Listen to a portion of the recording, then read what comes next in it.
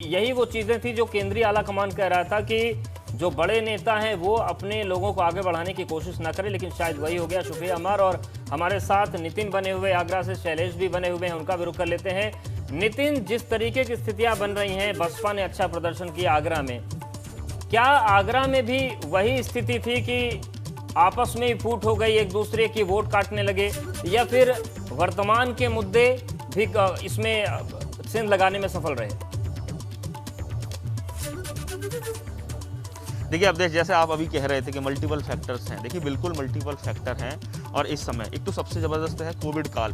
क्या एक गांव का व्यक्ति अगर वो शहर में एम्बुलेंस में 4-4 घंटे तक अपने किसी परिवार के लोगों को लेकर घूम रहा है और किसी भी अस्पताल में उसको ऑक्सीजन नहीं मिल रही है और अनफॉर्चुनेटली कई बार ये भी देखा गया उसकी डेथ हो जा रही है, तो आप समझ सकते हैं कितना लोगों में आक्रोश होगा। तो ये चीज़ें सब चीज़ें लोगों को समझ में आ गई हैं कि जुमलेबाजी और बातों से ज़्यादा ज़मीनी धरातल पर अगर लोगों को सीधे सीधे शिक्षा, स्वास्थ्य एक ऐसी चीज़ें एसेंशियल सर्विसेज हैं, और सरकार और इस पूरे संकट काल में जनता उससे दो चार हुई है। लगातार जिस तरह से क्राइसिस बनी रही, लोगों ने अपने लोगों को बहुत बड़े स्तर पर खोया है और बड़ी संख्या में गांव के लोग शहरों में रहते हैं, टीवी देखते हैं, अखबार पढ़ते हैं। तो पूरी तरह से कहा जाए जागरूकता का स्तर शहरी मतदाताओं से अगर ज़्यादा नहीं है तो कम भी नहीं होता। ये पूरी तरह से कहा है, आज का दौर ऐसा है।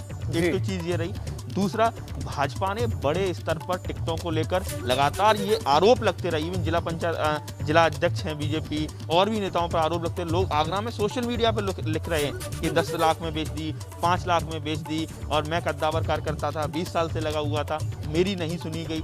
ये सारी चीज़ें रहीं। तो इसमें अंदर भितरगात चली है, कई जगह जो बागी हो गए और लोग इंडिपेंडेंट खुद खड़े हो गए, ये सारी चीज़ें रही हैं। और ओवरऑल देश में इस समय कहा जाए एक ज़बरदस्त एक खिलाफ माहौल है। बिल्कुल सही बात है। एक बार शैलेश के जल्दी से रुक कर लेते हैं। नितिन बने रहिए आप हमारे साथ।